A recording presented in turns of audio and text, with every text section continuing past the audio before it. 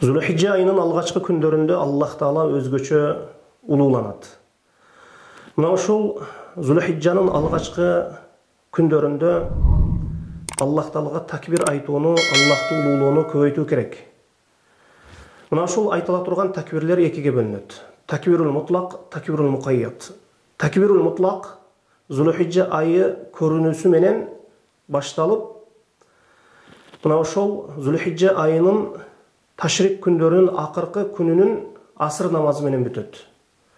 Ал эми такбирул мукайят Арафа күнүнүн багымдат намазынан башталып, Ташрик күндөрүнүн акыркы күнүнүн асыр намазы менен бүтөт.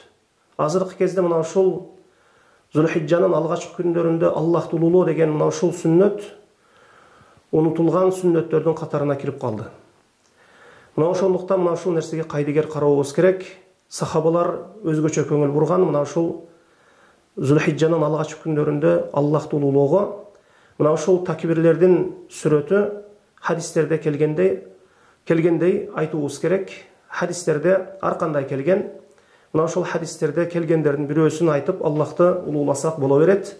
Мисалы Аллаху акбар, Аллаху акбар, Аллаху акбар, ла илаха иллаллах, Аллаху акбар, Аллаху акбар, валиллахил хамд деп мына ушул Zulhijjanын алгачкы күндөрүндө Аллахка тахмид, тасбих, тахлил айтуубуз керек.